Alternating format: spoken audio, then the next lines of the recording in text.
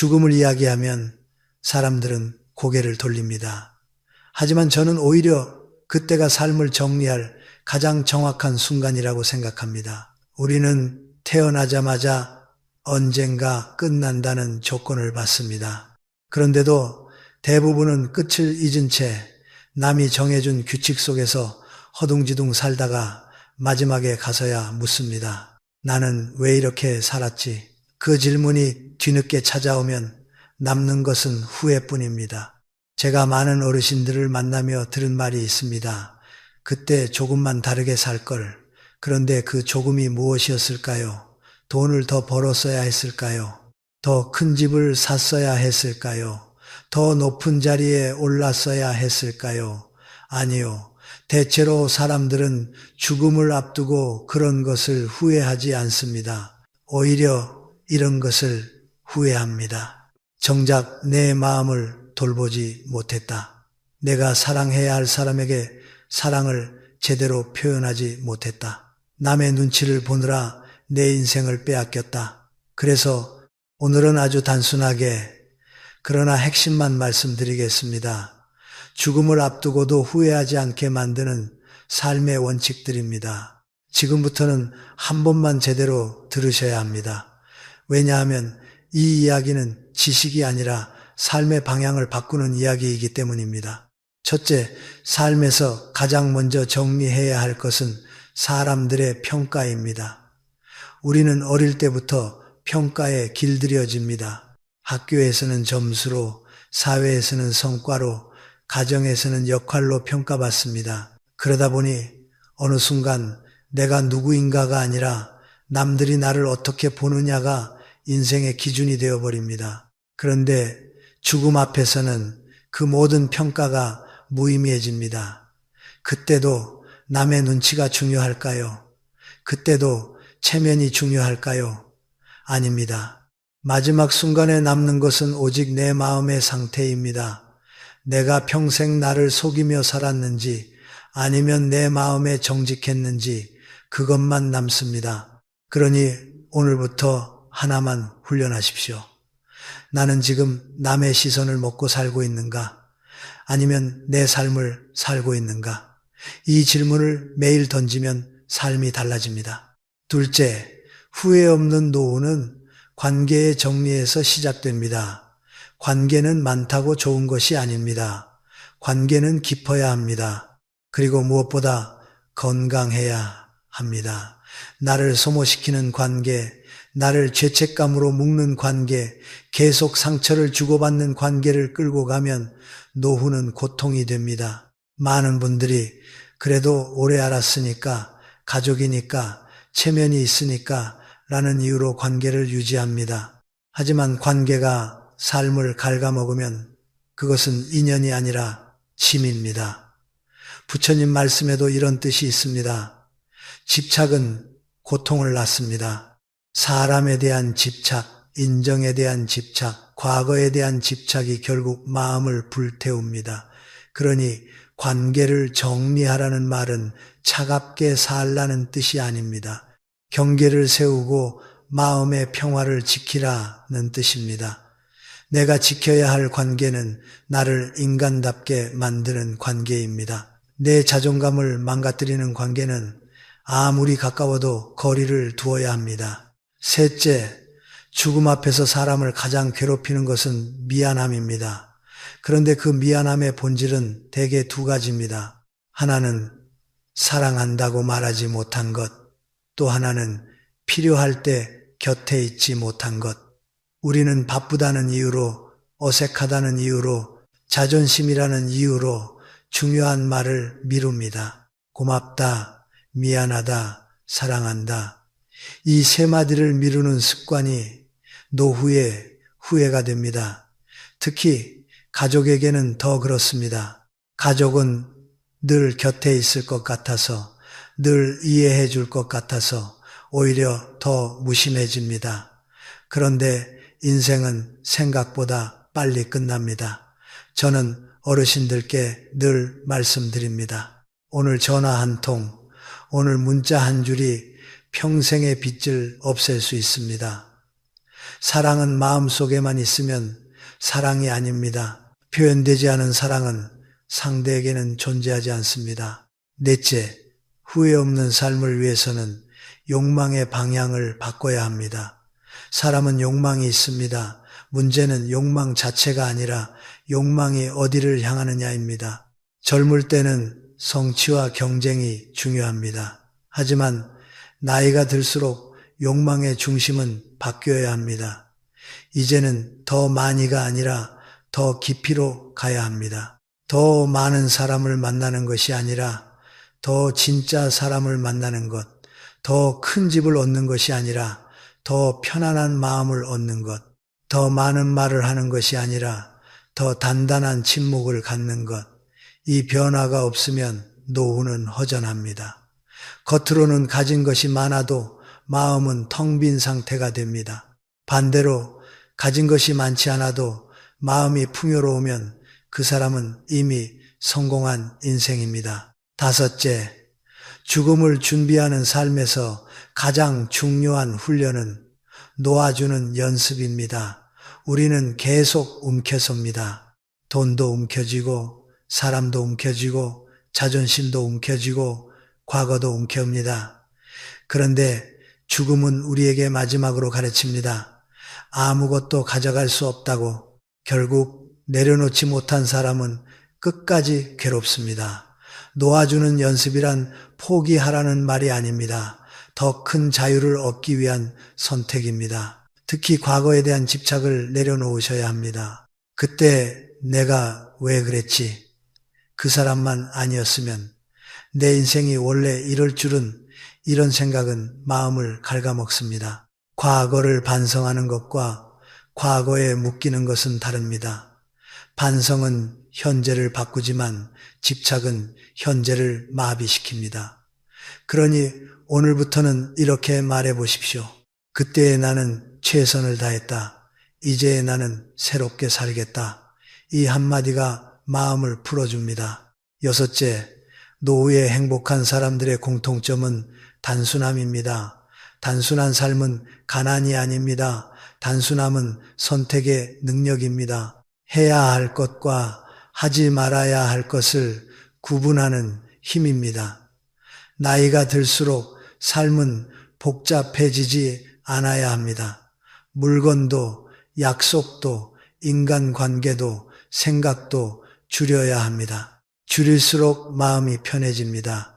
그리고 그 빈자리에 무엇을 넣어야 하느냐? 감사와 의미를 넣어야 합니다. 작은 햇빛, 따뜻한 밥, 건강한 숨, 누군가의 안부, 이런 것이 삶의 질을 결정합니다. 결국 행복은 큰 사건이 아니라 작은 평온의 반복입니다. 마지막으로 저는 이 말씀을 꼭 드리고 싶습니다. 죽음을 생각하는 사람은 오히려 삶을 더 뜨겁게 삽니다. 왜냐하면 유한함을 알기 때문입니다. 오늘이 마지막일 수도 있다는 감각이 있으면 쓸데없는 일에 에너지를 쓰지 않습니다. 불필요한 다툼을 줄이고 진짜 중요한 사람에게 시간을 씁니다. 그리고 자기 자신에게 정직해집니다. 그러니 죽음을 피하지 마십시오. 죽음을 떠올릴수록 삶이 선명해집니다. 오늘 밤 잠들기 전 스스로에게 단 한 문장만 물어보십시오. 내가 내일 죽는다면 오늘의 나는 무엇을 바꿔야 하는가? 그 질문이 당신의 남은 인생을 바꿀 것입니다. 죽음을 앞두고 후회하는 사람들의 공통점은 살아있는 동안의 선택이 아니라 살아있는 동안의 기준이 흐렸다는 데 있습니다. 기준이 흐리면 하루는 흘러가고 흘러간 하루가 쌓여 어느 날 인생이 되어버립니다. 그때 사람은 말합니다. 나는 왜 이렇게 살았지? 그러니 2부에서는 기준을 다시 세우는 실전으로 들어가겠습니다. 지금부터는 철학이 아니라 생활입니다. 마음이 아니라 습관입니다. 생각이 아니라 행동입니다. 첫째, 노후를 편안하게 만드는 가장 단순한 기술은 하루의 속도를 낮추는 것입니다. 사람은 바쁠수록 중요한 것을 놓치고 빠를수록 자기 자신을 잃습니다. 젊을 때는 속도가 능력이었지만 나이가 들수록 속도는 손실이 됩니다. 빨리 말하면 실수가 늘고 빨리 판단하면 오해가 늘며 빨리 움직이면 마음이 지칩니다. 노후에는 속도를 늦추는 것이 곧 품격입니다. 하루에 천천히 하는 시간을 의도적으로 넣으십시오. 식사도 천천히, 걸음도 천천히, 대화도 천천히. 속도가 느려지면 감정의 파도도 낮아집니다. 감정의 파도가 낮아지면 후회가 줄어듭니다. 후회는 대개 급한 마음이 만든 결과입니다. 둘째, 오늘 해야 할 말과 죽기 전에 해야 할 말은 결국 같습니다. 그것은 감사와 사과입니다. 그런데 많은 사람이 감사와 사과를 상대가 받을 자격이 있을 때만 하려 합니다. 그 순간 삶은 거래가 됩니다. 노후의 인간관계가 피곤한 이유는 관계를 사랑이 아니라 손익으로 계산해 왔기 때문입니다. 감사는 상대의 성적표를 보고 주는 상이 아닙니다. 사과는 상대가 완벽해서 하는 굴복이 아닙니다. 감사는 내가 살아있다는 증거이고 사과는 내가 인간이라는 증거입니다. 지금 당장 실천하십시오. 오늘 하루에만 3번 짧게라도 말하십시오. 고맙습니다. 미안합니다. 당신 덕분입니다. 이 말은 상대를 살리기 전에 먼저 내 마음을 살립니다. 셋째, 노후의 후회가 폭발하는 지점은 관계의 빚입니다. 젊을 때는 일의 빚이 두렵지만 늙어서는 마음의 빚이 두렵습니다. 갚지 못한 마음, 풀지 못한 오해, 끊어버린 인연, 지나친 자존심. 시간이 지나면 해결될 줄 알았는데 시간이 지나면 굳어집니다. 그러니 관계를 정리할 때는 2가지 기준만 기억하십시오. 첫째, 이 관계는 나를 더 좋은 사람으로 만드나? 둘째, 이 관계는 나를 더 잔인하게 만드나? 좋은 관계는 나를 부드럽게 만들고 나쁜 관계는 나를 공격적으로 만듭니다. 노후에는 나를 공격적으로 만드는 관계를 과감히 줄여야 합니다. 모든 사람을 품으려다 내 마음이 무너집니다. 넷째, 인연을 끊으라는 말은 냉정해 보이지만 사실은 자비입니다.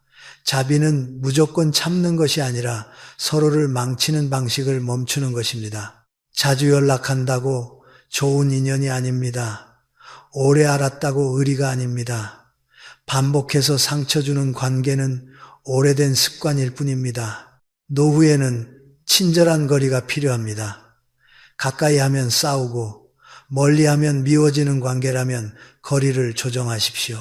자주 만나서 상처받을 바엔 덜 만나고 평안을 지키는 것이 낫습니다. 인연의 품질은 만남의 횟수가 아니라 만남 이후의 마음 상태로 결정됩니다. 다섯째, 죽음을 준비한다는 것은 침울해지는 것이 아니라 인생의 우선순위를 바꾸는 것입니다. 사람은 끝이 보일 때 비로소 본질을 봅니다. 죽음은 삶을 부정하는 사건이 아니라 삶을 정리하게 하는 거울입니다. 그래서 노후에는 해야 할 일 목록보다 하지 않아도 될 일 목록이 더 중요합니다. 하지 않아도 될 비교, 하지 않아도 될 자존심 싸움, 하지 않아도 될 과시, 하지 않아도 될 참견. 이 4가지를 줄이면 마음이 즉시 가벼워집니다. 특히 비교를 줄이십시오. 비교는 노후를 망치는 가장 조용한 독입니다. 비교는 끝이 없습니다. 비교는 감사의 눈을 빼앗습니다.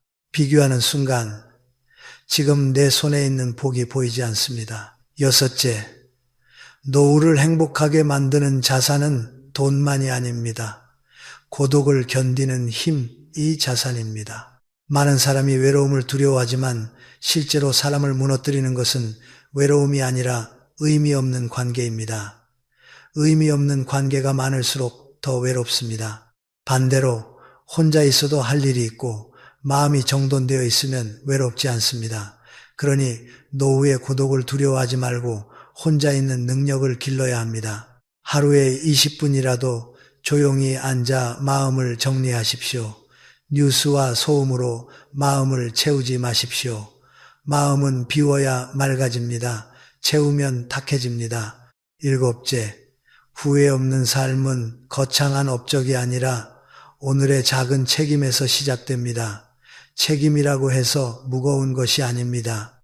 약속을 지키는 책임, 말의 온도를 지키는 책임, 건강을 돌보는 책임, 가족에게 상처 주지 않는 책임, 노후에는 특히 말이 중요합니다.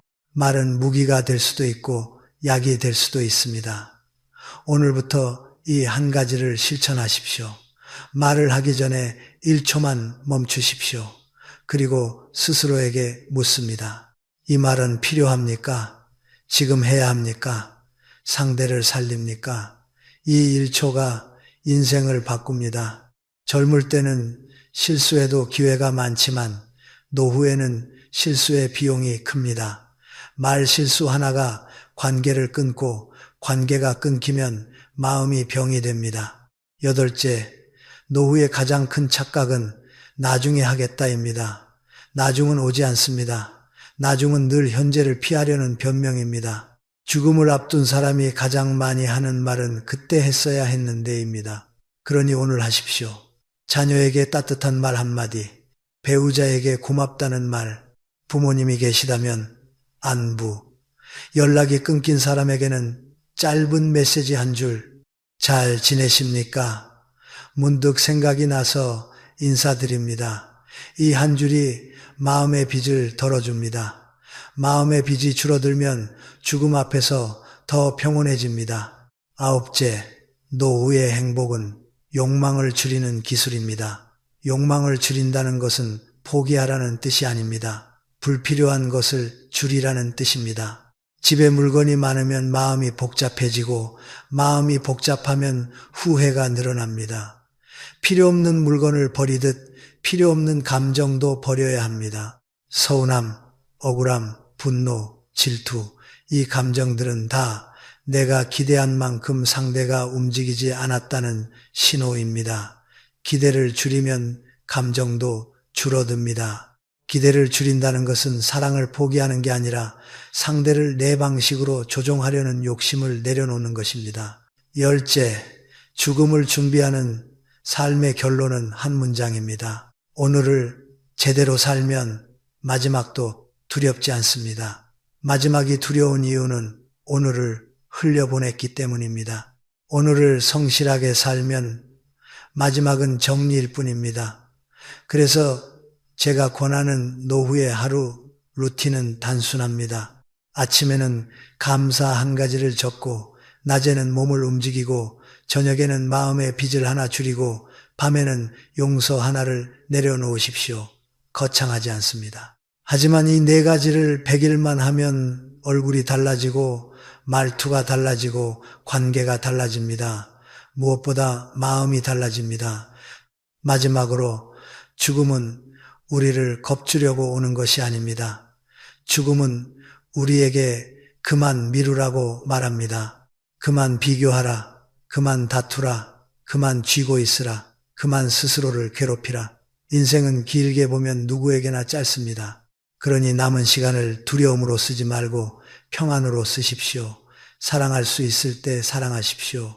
고마워할 수 있을 때 고마워하십시오. 사과할 수 있을 때 사과하십시오. 내려놓을 수 있을 때 내려놓으십시오. 그렇게 살면 마지막 순간에 이런 말이 나옵니다. 나는 충분히 살았다. 이 한마디가 가장 품격 있는 죽음 준비입니다. 지금부터는 더 깊은 이야기로 들어가겠습니다.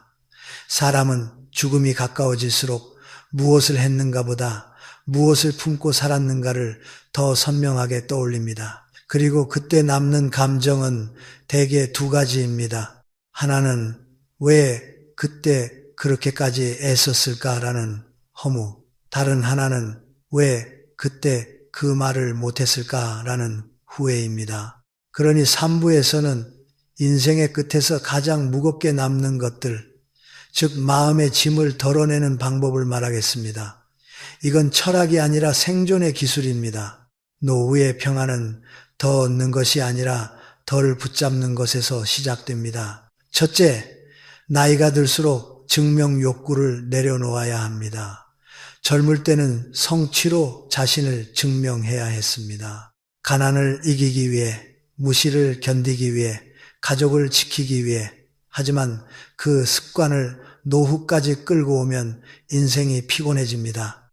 아직도 누군가에게 인정받아야 마음이 편한 사람은 노후에도 쉬지 못합니다. 그러니 이제는 삶의 기준을 바꾸십시오. 나는 무엇을 보여줄 것인가가 아니라 나는 무엇을 지킬 것인가로 바꿔야 합니다. 체면을 지키는 것이 아니라 마음을 지키는 것, 남의 평가를 지키는 것이 아니라 내 건강을 지키는 것, 남의 시선을 지키는 것이 아니라 내 평안을 지키는 것, 이 전환이 되면 노후의 불안이 절반으로 줄어듭니다. 둘째, 후회의 대부분은 말하지 못한 것에서 생깁니다. 사람들은 행동을 못해서 후회한다고 생각하지만 실제로는 마음을 표현하지 못해서 후회합니다. 사랑한다고 말하지 못한 것, 고맙다고 말하지 못한 것, 미안하다고 말하지 못한 것, 그리고 이제 그만하자고 말하지 못한 것, 특히 마지막이 치명적입니다.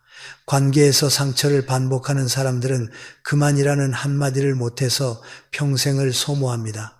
노후에는 정리의 용기가 필요합니다. 관계에서 상처를 반복하는 사람들은 그만이라는 한마디를 못해서 평생을 소모합니다.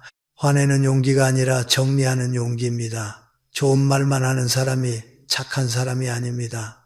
필요한 말을 할 줄 아는 사람이 성숙한 사람입니다. 셋째, 노후의 적은 사람이 아니라 쓸데없는 감정의 반복입니다.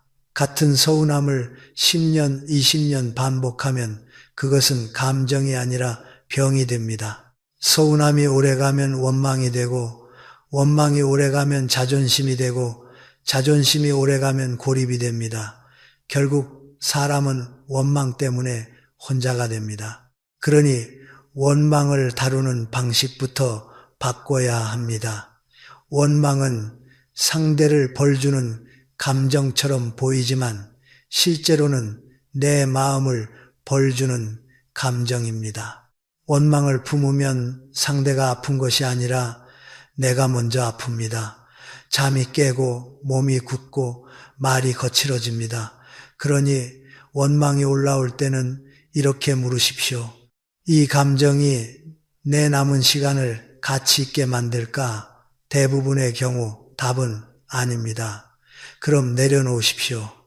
내려놓는다는 건 상대를 용서한다는 뜻만이 아닙니다. 내 시간을 살린다는 뜻입니다. 넷째, 사람은 죽음이 가까워질수록 돈보다 관계의 정리가 더 두려워집니다.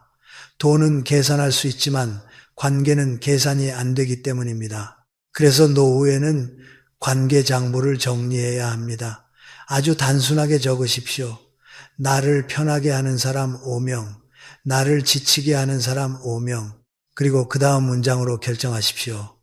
편하게 하는 사람에게는 더 자주 마음을 표현하고 지치게 하는 사람에게는 거리를 두는 것입니다. 이것이 냉정해 보이지만 사실은 모두에게 이롭습니다. 내 마음이 무너지면 결국 주변도 힘들어집니다. 내가 참아야 가족이 편하다는 생각은 아름답게 들리지만 오랫동안 참으면 언젠가 폭발합니다. 그 폭발이 가족을 더 아프게 합니다. 그러니 평안은 참음이 아니라 조절입니다. 조절은 죄가 아닙니다. 다섯째, 노후에는 사소한 일에 흔들리지 않는 기술이 필요합니다. 사람은 나이가 들수록 감정이 약해지는 게 아니라 감정을 회복하는 속도가 느려집니다. 젊을 때는 하루 지나면 잊히던 일이 노후에는 일주일을 붙잡고 있습니다. 그래서 작은 말 한마디가 깊게 박힙니다. 이때 필요한 것은 강함이 아니라 정리 능력입니다. 어떤 말을 들었을 때 그 말이 내 마음에 박히려 하면 이렇게 하십시오. 첫 번째, 그 말을 사실과 해석으로 나누십시오. 사실은 그 사람이 그런 말을 했다 뿐입니다. 나머지는 해석입니다. 나를 무시했다. 나를 싫어한다는 해석일 수 있습니다. 두 번째, 그 해석을 증거로 확인하십시오. 증거가 없으면 내려놓으십시오. 세 번째, 내 기준으로 돌아오십시오. 나는 어떤 사람으로 살 것인가? 이 세 단계만 반복해도 감정의 낭비가 크게 줄어듭니다. 여섯째, 죽음을 준비하는 삶에서 가장 중요한 것은 오늘의 의식입니다. 의식은 거창한 종교 행사가 아니라 매일의 마음 정돈입니다. 저는 노후에 반드시 필요한 의식을 네 가지로 정리합니다. 첫째, 아침에 눈 뜨면 오늘도 숨쉬게 해주셔서 감사합니다. 한 문장을 말하십시오. 둘째, 식사할 때 이 한 끼가 내 몸을 살린다라고 생각하며 천천히 드십시오. 셋째, 하루에 한 번은 누군가에게 먼저 따뜻한 말을 건네십시오. 넷째, 잠들기 전에 오늘 내가 내려놓을 것 하나를 정하고 마음속으로 놓으십시오. 이 네 가지가 쌓이면 삶의 질이 달라집니다. 삶이 달라지면 죽음에 대한 공포도 달라집니다. 죽음은 삶의 그림자입니다. 삶이 어지러우면 그림자도 무섭습니다. 삶이 정돈되면 그림자는 조용합니다. 일곱째, 노후의 후회를 줄이는 가장 현실적인 방법은 부채를 줄이는 것입니다. 여기서 부채는 돈만이 아닙니다. 마음의 부채, 시간의 부채, 건강의 부채가 있습니다. 마음의 부채는 미루던 사과와 감사입니다. 시간의 부채는 해야 할 일을 미루며 쌓아둔 것들입니다. 건강의 부채는 괜찮겠지 하며 방치한 몸의 신호입니다. 이 부채는 나중에 한꺼번에 찾아옵니다. 그러니 오늘부터는 부채를 조금씩 갚으십시오. 아주 작은 단위로 전화 한 통, 메시지 한 줄, 20분 산책, 물 한 컵, 10분 스트레칭. 이렇게 사소한 것들이 노후를 지켜줍니다. 행복은 거대한 사건이 아니라 작은 관리의 결과입니다. 여덟째, 나이가 들수록 사람은 내가 옳다는 확신에 갇히기 쉽습니다. 경험이 많아질수록 확신도 강해지기 때문입니다. 그러나 확신이 강해지면 관계는 멀어집니다. 노후에 고립되는 많은 이유가 여기 있습니다. 자녀가 멀어지는 이유도, 배우자가 지치는 이유도, 친구가 연락을 끊는 이유도 대화가 설득이 아니라 판결이 되기 때문입니다. 그러니 노후에는 옳음보다 따뜻함을 선택해야 합니다. 옳은 말을 하면 이길 수는 있지만 사랑을 잃을 수 있습니다. 반대로 따뜻한 말을 하면 때로는 손해처럼 보이지만 마음을 얻습니다.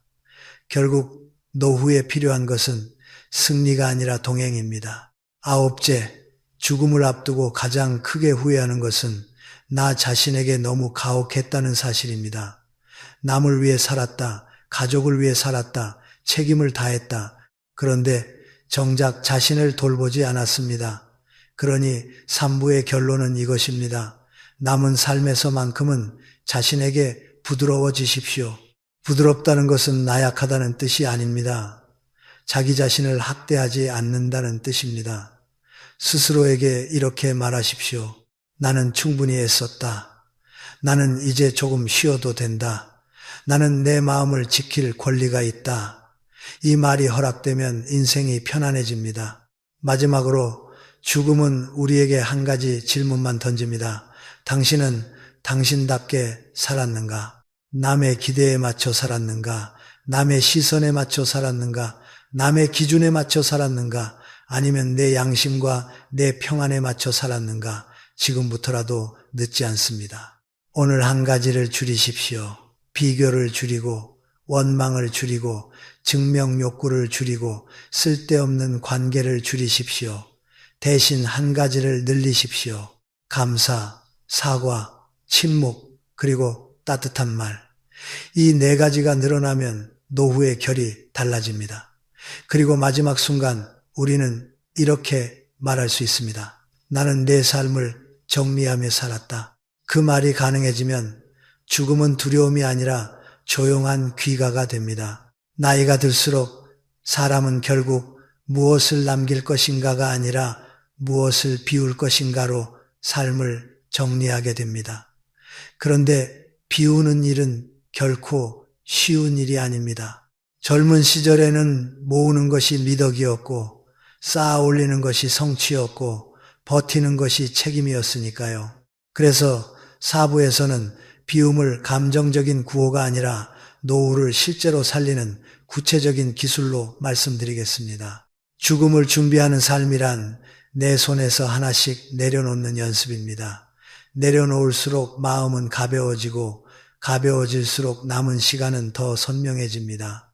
첫째, 노후에 가장 먼저 비워야 할 것은 비교입니다. 비교는 젊을 때도 독이지만 노후에는 치명적입니다. 왜냐하면 비교는 나를 현재에 살게 하지 않고 과거의 성적표와 남의 성공담 속에 살게 하기 때문입니다. 저 사람은 자식이 효도한다. 저 집은 노후 준비가 됐다. 나는 왜 이렇게 됐을까?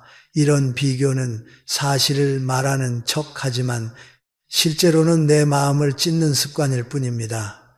비교가 들어오는 순간 스스로에게 한 문장만 하십시오. 나는 내 속도로 간다. 이 한 문장은 노후의 정신 건강을 지켜주는 문장입니다. 둘째, 비워야 할 것은 미련입니다. 미련은 과거의 선택을 붙잡는 마음입니다. 그때 그 일을 했더라면, 그때 그 사람을 놓지 않았더라면, 그러나 인생은 늘 그때의 최선으로 움직였습니다.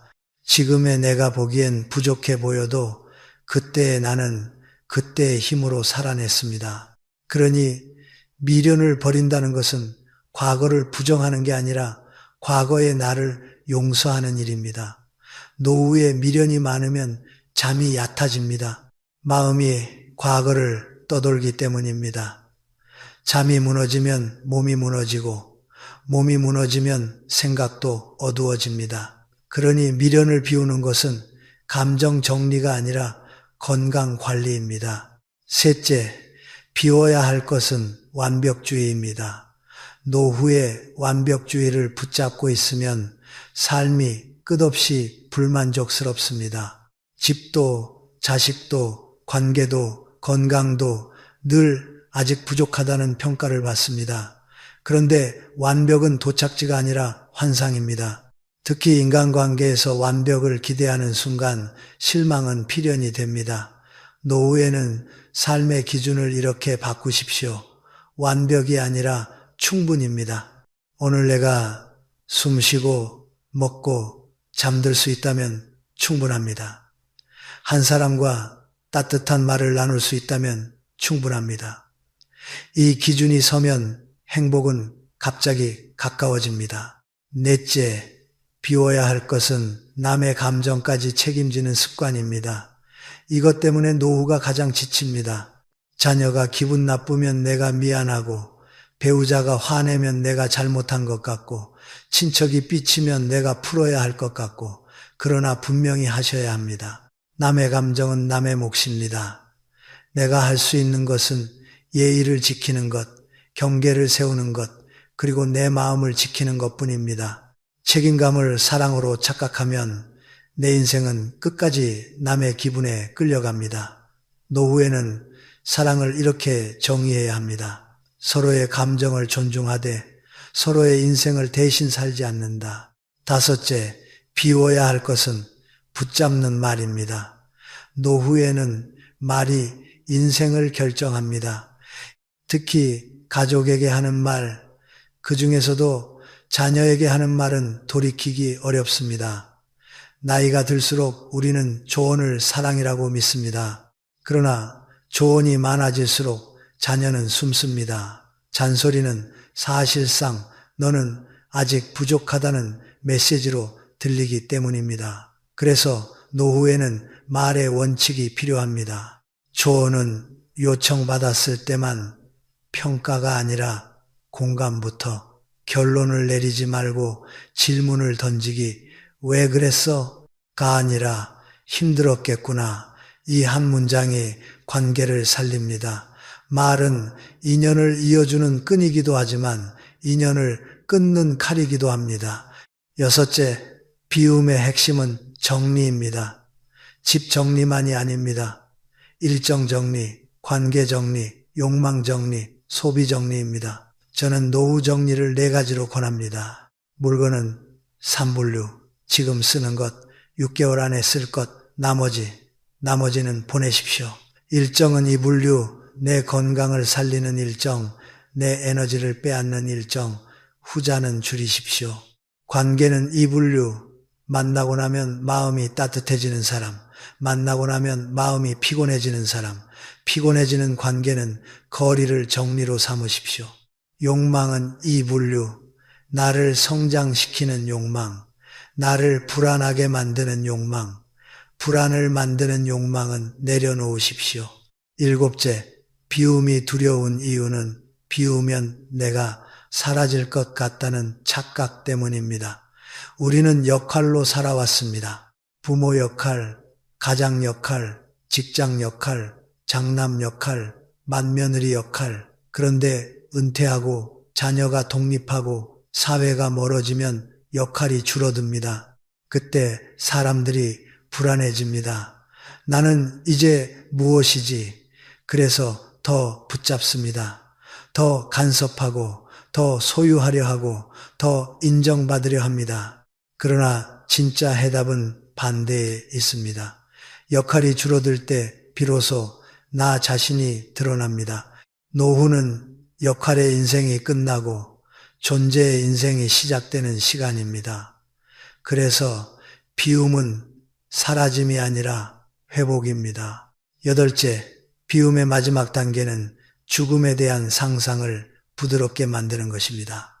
많은 분들이 죽음을 생각하면 공포부터 떠올립니다. 하지만 죽음을 준비한다는 것은 불길한 상상을 하는 것이 아니라 남은 시간을 정직하게 쓰겠다는 결심입니다.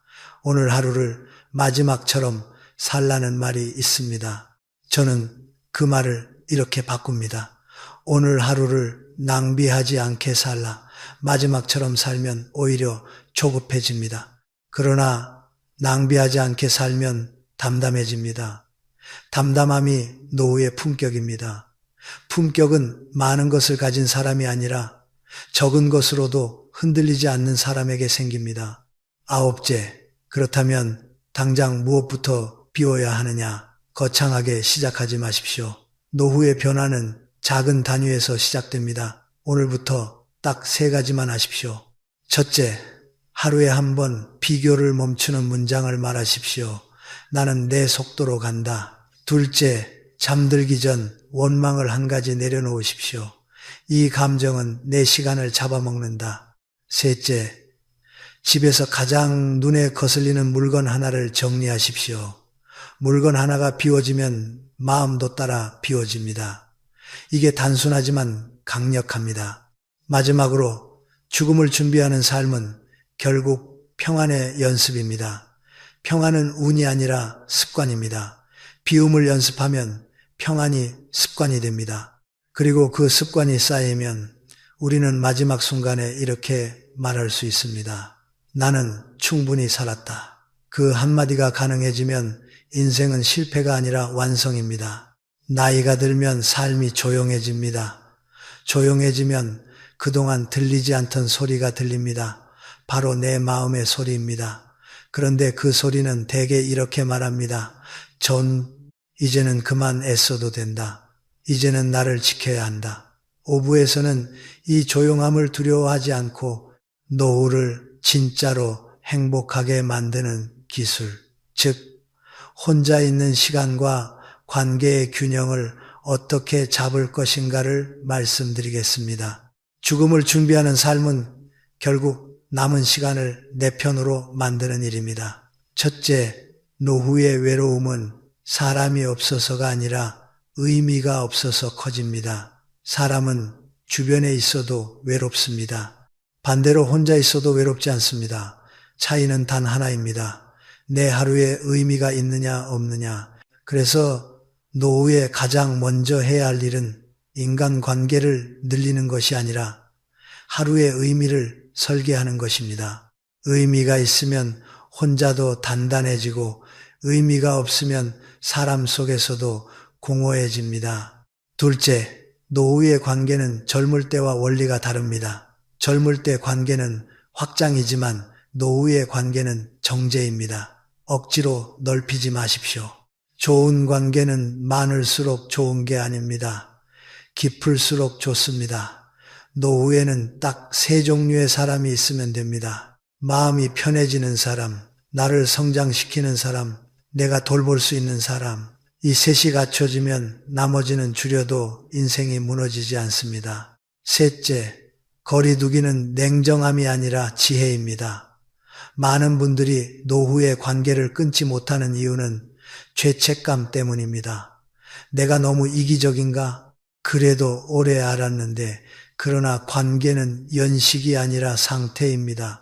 오래됐다고 좋은 관계가 되지 않습니다. 오히려 오래됐기 때문에 상처가 깊고 습관적으로 무례해지기도 합니다. 그래서 노후에는 이 기준을 세우셔야 합니다. 만나고 나면 내 마음이 나아지는가, 나빠지는가, 나빠진다면 거리를 두는 것이 옳습니다. 그것은 상대를 벌 주는 것이 아니라 내 남은 시간을 보호하는 일입니다. 넷째, 자녀와의 관계에서도 정제가 필요합니다. 노후에 흔히 생기는 함정이 있습니다. 자녀를 통해 내 가치를 확인하려는 마음입니다. 자식이 잘 돼야 내가 잘 산 것 같다. 자식이 나를 챙겨야 내 인생이 헛되지 않다. 그러나 이것은 위험합니다. 왜냐하면 자녀의 삶은 자녀의 것이고 자녀가 내 가치를 증명하는 도구가 아니기 때문입니다. 노후에는 자녀에게서 인정을 받으려 하기보다 자녀에게 안심을 주는 부모가 되셔야 합니다. 너는 내 삶을 살아라. 나는 나를 잘 돌본다. 이 말이 자녀를 편하게 하고 관계를 오래 갑니다. 다섯째, 배우자 관계도 달라져야 합니다. 노후에는 함께 있는 시간이 길어집니다. 그래서 작은 습관이 크게 보입니다. 말투 하나, 숨소리 하나까지 신경이 올라옵니다. 이때 필요한 것은 사랑의 감정이 아니라 생활의 기술입니다. 저는 노후 부부에게 딱 두 가지를 권합니다. 하루에 한 번은 서로에게 감사를 말할 것, 이유는 크지 않아도 됩니다. 오늘 밥 맛있었어. 약 챙겨줘서 고마워. 하루에 한 번은 서로에게 혼자 있는 시간을 허락할 것. 사랑은 붙어 있는 것이 아니라 숨 쉴 공간을 주는 것입니다. 여섯째, 노후의 행복을 망치는 가장 큰 습관은 불필요한 의무를 끌어안는 것입니다. 친척 모임, 동네 모임, 오래된 지인 약속, 젊을 땐 사회적 의무가 삶을 확장했지만 노후에는 삶을 소모시키기 쉽습니다. 노후의 의무는 줄일수록 좋습니다. 대신 내가 선택한 약속만 남기십시오. 선택한 약속은 에너지를 주고 의무로 끌려간 약속은 에너지를 뺏습니다. 남은 시간은 짧습니다. 뺏기는 시간을 줄여야 합니다. 일곱째, 혼자 있는 시간을 고립이 아니라 회복으로 바꾸는 방법이 있습니다. 방법은 복잡하지 않습니다. 혼자 있는 시간을 세 가지로 채우십시오. 몸을 살리는 루틴, 걷기, 스트레칭, 가벼운 근력, 마음을 살리는 루틴, 읽기, 기록하기, 조용한 명상, 관계를 살리는 루틴, 짧은 안부, 감사 메시지, 한 달에 한 번 깊은 대화, 이 세 가지가 균형을 잡으면 혼자는 고립이 아니라 회복이 됩니다. 여덟째, 노후의 외로움은 갑자기 덮칩니다. 그래서 예방이 중요합니다. 외로움은 심리의 문제로만 생각하지만 사실은 신체 상태와 매우 연결되어 있습니다. 잠이 무너지면 외로움이 커지고, 영양이 무너지면 생각이 어두워지고, 운동이 줄면 불안이 올라옵니다. 그러니 외로움을 감정 문제로만 취급하지 마십시오. 외로움을 줄이는 가장 현실적인 처방은 규칙적인 수면, 규칙적인 식사, 규칙적인 움직임입니다. 몸이 안정되면 마음도 안정됩니다. 이것은 정신론이 아니라 생리학입니다. 아홉째, 노후에 꼭 배워야 할 태도는 거절입니다. 거절은 관계를 깨는 칼이 아니라 관계를 지키는 울타리입니다. 거절을 못하면 결국 폭발합니다. 억지로 맞추다가 어느 날 갑자기 연락을 끊거나 화를 내거나 상처 주는 말을 하게 됩니다. 그래서 노후에는 거절을 이렇게 말하는 연습이 필요합니다. 고맙습니다. 그런데 이번에는 어렵겠습니다. 마음은 그렇지 않은데 몸이 따라주지 않습니다. 다음에 기회가 되면 뵙겠습니다. 거절은 예의 있게 하면 관계를 오히려 오래 갑니다. 열째, 죽음을 준비하는 삶에서 관계의 결론은 하나입니다. 사람을 사랑하되 사람에 매이지 않는다. 매이면 불안해지고 불안해지면 집착하고 집착하면 관계가 망가집니다. 노후의 사랑은 집착이 아니라 존중이어야 합니다. 서로를 존중하면 떨어져 있어도 평안합니다. 붙어 있어도 숨이 쉽습니다. 마지막으로 5부의 핵심 문장을 하나 드리겠습니다. 노후의 하루가 흔들릴 때마다 이 문장을 떠올리십시오. 나는 나를 지킬 의무가 있다. 젊을 땐 남을 위해 살았습니다. 노후에는 내 남은 시간을 위해 살아야 합니다. 그것이 이기심이 아닙니다. 그것이 성숙입니다. 우리는 죽음을 두려워한다고 말하지만 사실은 죽음 그 자체보다 후회로 가득 찬 마지막 장면을 두려워합니다. 그래서 노후를 준비한다는 말은 거창한 재테크나 건강검진만을 뜻하지 않습니다. 노후 준비의 핵심은 마지막 순간에 스스로에게 나는 인간답게 살았다라고 말할 수 있는가입니다. 저는 그 기준이 아주 단순하다고 봅니다. 오늘 하루를 어떻게 썼는가? 그 하루가 쌓여 인생이 되기 때문입니다. 첫째, 이제는 미룰 수 있는 것을 과감히 내려놓으십시오. 우리는 늘 중요한 일을 내일로 미룹니다. 사랑한다는 말, 고맙다는 말, 미안하다는 말, 그리고 용서한다는 말. 그런데 이상하게도 내일로 미루는 사이에 사람은 멀어지고 시간은 사라집니다. 마지막에 남는 후회는 대개 한 가지입니다. 그때 말할 걸. 노후가 되면 체면이 앞서서 오히려 진심을 더 숨기게 됩니다. 하지만 진심을 숨기고 체면만 지키면 관계는 결국 껍데기만 남습니다. 오늘부터는 마음을 먼저 내미는 사람이 되십시오. 먼저 안부를 묻고, 먼저 고맙다고 말하고, 먼저 웃어주십시오. 그 한 번의 작은 선택이 죽음 앞에서 당신을 구해줍니다. 둘째, 관계의 품질을 다시 정리하십시오. 사람을 많이 아는 것이 복이 아닙니다. 노후에 필요한 것은 연락처의 개수가 아니라 마음이 편해지는 몇 사람입니다. 당신을 소모시키는 관계, 만나고 나면 피곤해지는 관계, 늘 비교와 평가로 당신을 줄 세우는 관계는 과감히 거리를 두어야 합니다. 이것은 냉정함이 아니라 남은 삶을 지키는 지혜입니다. 그리고 반대로 오래된 인연이라도 당신의 마음을 덮여주는 사람이 있다면 그 사람에게 시간을 쓰십시오. 노후의 인간관계는 의무가 아니라 선택입니다. 선택권을 되찾는 순간 삶의 주도권이 돌아옵니다. 셋째, 돈에 대한 태도를 새로 세우십시오. 돈은 필요합니다. 그러나 돈이 전부가 되는 순간 우리는 가장 값진 것을 잃습니다. 노후에 돈 때문에 불안해하는 사람들의 공통점은 금액이 아니라 통제감의 부족입니다. 지출을 모른 채 쓰고 어디에 새는지 모르고 작은 변화에도 휘둘립니다. 그러니 거창한 계획부터 세우지 말고 오늘부터 통제감을 회복하십시오. 한 달 고정 지출을 적고 불필요한 구독을 정리하고 충동 구매의 순간을 한 번만 멈추십시오. 돈을 많이 버는 것이 아니라 돈에 끌려가지 않는 삶이 노후의 평온을 만듭니다. 필요와 욕망을 구분하는 힘이 곧 노후의 재산입니다. 넷째, 건강을 관리가 아니라 존중으로 바꾸십시오. 늙는다는 것은 기능이 떨어지는 것이 아니라 몸이 보내는 신호가 더 분명해지는 것입니다. 몸은 당신에게 끊임없이 말합니다. 이제는 쉬어라. 이제는 천천히 걸어라. 이제는 덜 먹어라. 그런데 많은 사람은 젊을 때처럼 억지로 몰아붙입니다.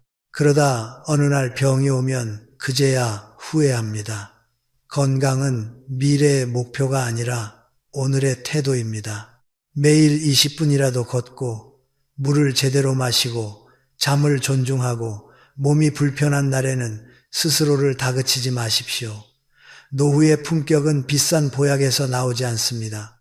몸을 함부로 쓰지 않는 생활에서 나옵니다. 다섯째, 마음의 짐을 줄이는 훈련을 하십시오. 노후의 고통은 대개 사건이 아니라 생각에서 시작합니다. 과거에 대한 후회, 자식에 대한 걱정, 남의 시선, 비교, 억울함, 이런 것들이 밤에 당신을 깨웁니다. 그러니 마음의 기술이 필요합니다. 첫 번째 기술은 기록입니다. 잠들기 전에 오늘 마음을 무겁게 한 생각을 종이에 적으십시오. 적는 순간 생각은 머릿속에서 빠져나와 종이 위에 놓입니다. 두 번째 기술은 호흡입니다. 길게 숨을 내쉬며 마음속으로 이렇게 말하십시오. 지금 이 순간만 살자. 세 번째 기술은 포기가 아니라 수용입니다. 바꿀 수 없는 과거를 붙잡고 있으면 남은 시간까지 잃습니다. 놓는다는 것은 패배가 아니라 자유입니다. 여섯째, 하루의 의미를 다시 설계하십시오. 많은 분들이 은퇴 후 가장 힘들어하는 것은 돈도 건강도 아닙니다. 쓸모 없어졌다는 감각입니다. 젊을 때는 역할이 많았습니다. 회사에서의 역할, 부모로서의 역할, 사회 속의 역할. 그런데 어느 순간 역할이 사라지면 사람은 자기 존재까지 사라진 것처럼 느낍니다. 이때 필요한 것은 새로운 목표가 아니라 새로운 리듬입니다. 아침에 일어나는 시간, 걷는 시간, 밥 먹는 시간, 사람을 만나는 시간, 책을 읽는 시간, 작은 리듬이 사람을 살립니다. 그리고 리듬 속에 의미를 한 스푼 넣으십시오. 하루에 한 가지라도 누군가에게 도움이 되는 일을 하십시오. 손주에게 한 문장 칭찬하기, 이웃에게 안부 묻기, 배우자에게 따뜻한 말 한마디 건네기. 의미는 거창한 업적이 아니라 따뜻한 흔적에서 생깁니다. 마지막으로 저는 한 가지를 꼭 말씀드리고 싶습니다. 죽음을 준비한다는 것은 어둡고 비관적인 일이 아닙니다. 오히려 가장 밝은 일입니다. 죽음을 의식하는 사람은 오늘을 함부로 쓰지 않습니다. 오늘을 함부로 쓰지 않는 사람은 관계를 함부로 대하지 않습니다. 관계를 함부로 대하지 않는 사람은 결국 사랑을 남깁니다. 죽음 앞에서 남는 것은 돈도 명예도 아닙니다. 당신이 남긴 사랑에 옮깁니다. 그러니 오늘 딱 하나만 하십시오. 미루지 말 것. 당신이 마음속으로 떠올리는 그 한 사람에게 연락하십시오. 잘 지내십니까? 고맙습니다. 미안했습니다. 무엇이든 좋습니다. 그 한마디가 당신의 노후를 바꿉니다. 그리고 언젠가 마지막 순간에 당신은 조용히 웃으며 말할 수 있을 것입니다. 나는 후회할 만큼 사랑을 미루지 않았다. 사람이 노후에 가장 크게 무너지는 지점은 나이가 아닙니다. 마음이 꺾이는 순간입니다. 저는 그 순간이 대개 사람 때문에 온다고 봅니다. 기대했던 사람에게서 상처를 받고 믿었던 사람에게서 배신을 느끼고 가장 가까운 가족에게서도 서운함이 쌓일 때 우리는 늙었다고 느낍니다. 그래서 노후를 준비한다는 것은 단순히 오래 사는 준비가 아니라 마음이 꺾이지 않게 사는 준비입니다. 일곱째, 기대를 줄이고 기준을 세우십시오. 여기서 중요한 것은 냉정함이 아니라 정확함입니다. 노후에 불행한 사람들의 공통점은 기대가 크다는 것이 아닙니다. 기대의 방향이 잘못되어 있다는 것입니다.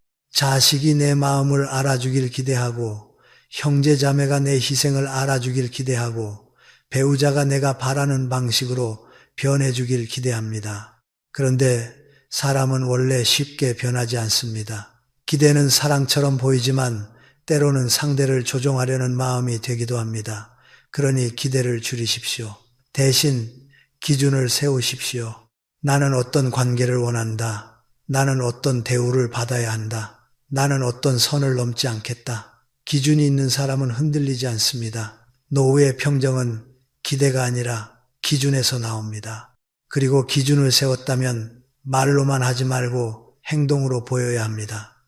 예컨대 늘 듣는 사람에게 괜찮다며 웃고 넘어가면 그 사람은 계속 늦습니다. 나를 함부로 대하는 사람에게 참아야지 하고 넘기면 그 사람은 계속 함부로 합니다. 노후의 관계는 젊을 때처럼 다시 만들기가 어렵기 때문에 오히려 더 분명해야 합니다. 이런 방식은 힘듭니다. 이 선은 넘지 말아주세요. 이렇게 조용히 말할 줄 알아야 합니다. 이것은 싸우자는 말이 아닙니다. 관계를 살리자는 말입니다. 경계가 없는 관계는 결국 누군가를 망가뜨립니다. 대개는 착한 사람이 망가집니다. 여기서 한 가지 오해를 풀어야 합니다. 많은 분들이 경계를 세우면 외로워진다고 생각합니다. 반대로입니다. 경계를 세우지 못하면 사람 속에서 더 외로워집니다. 만나고도 지치고 웃고도 상처받고 돌아와서는 허무해집니다. 그게 진짜 외로움입니다. 경계를 세우면 관계의 수는 줄 수 있어도 관계의 질은 좋아집니다. 노후에는 많은 사람이 아니라 편한 사람이 필요합니다. 또 한 가지, 기준은 상대에게만 적용하는 것이 아니라 나에게도 적용해야 합니다. 내가 말은 점잖게 하지만 속으로는 상대를 평가하고 있지 않은가? 내가 베풀면서도 언젠가 돌려받아야 한다는 계산을 하고 있지 않은가? 노후에는 이 마음이 그대로 얼굴에 드러납니다. 그래서 스스로에게도 기준을 세워야 합니다. 나는 요구하기 전에 먼저 표현하겠다. 나는 상대를 바꾸려 하기보다 내 태도를 먼저 바꾸겠다. 이렇게 말입니다. 기대가 줄면 놀랍게도 마음이 가벼워집니다. 마음이 가벼워지면 작은 것에 감사할 수 있습니다. 감사할 줄 아는 사람은 노후에 강합니다. 누군가가 10을 주지 않아도 이를 보고 고마워할 수 있는 사람. 그 사람은 늙어도 무너지지 않습니다. 반대로 늘 10을 기대하는 사람은 9를 받아도 서운합니다. 서운함이 쌓이면 원망이 되고 원망이 쌓이면 관계가 끊어집니다. 노후의 비극은 대부분 이런 흐름에서 시작됩니다. 그러니 오늘부터 이렇게 연습하십시오. 기대를 한 줄 줄이고 기준을 한 줄 세우는 연습입니다. 기대를 줄인다는 것은 포기하라는 뜻이 아닙니다. 내가 상처받는 구조를 끊겠다는 뜻입니다. 기준을 세운다는 것은 까다로워지라는 말이 아닙니다. 내 삶의 품격을 지키겠다는 뜻입니다. 노후는 참는 사람이 이기는 게임이 아니라 지키는 사람이 평온한 게임입니다. 마지막으로 한 문장만 남기겠습니다. 노후의 인간관계는 잘 지내는 기술이 아니라 무너지지 않는 기술입니다. 노후의 삶에서 가장 무서운 것은 가난도 병도 아닙니다. 나는 이제 필요 없는 사람인가 라는 생각이 마음속에 자리 잡는 순간입니다. 그때부터 사람은 스스로를 작게 만들고 말을 줄이고 약속을 피하고 결국 혼자가 됩니다. 그런데 우리는 여기서 한 번 더 생각해야 합니다. 혼자가 되는 것이 나쁜 게 아닙니다. 원치 않는데도 밀려나 혼자가 되는 것이 문제입니다. 그래서 8째는 이것입니다. 고립을 막는 작은 연결을 의도적으로 설계하십시오. 많은 분들이 노후의 인간관계를 친구로만 생각합니다. 그래서 친구와 멀어지면 이제 끝이구나 하고 느낍니다. 그러나 노후의 관계는 친구 중심이 아닙니다. 친구는 변수가 큽니다. 건강, 이동, 가족사, 경제 사정 때문에 한순간에 끊길 수 있습니다. 반면에 노후의 안정은 큰 관계가 아니라 작은 연결의 그물에서 생깁니다. 동네 인사, 단골 가게, 정기 모임, 짧은 안부, 가벼운 도움, 이런 것들이 쌓이면 어느 날 내 몸이 힘들어도 마음은 무너지지 않습니다. 여기서 핵심은 의도입니다. 사람은 자연스럽게는 고립됩니다. 나이가 들수록 귀찮아지고 말이 줄고 상처받기 싫어서 피합니다.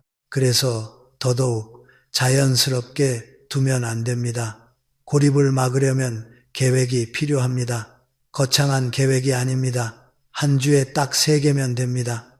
첫째, 주 1회 밖에서 사람 얼굴 보기입니다.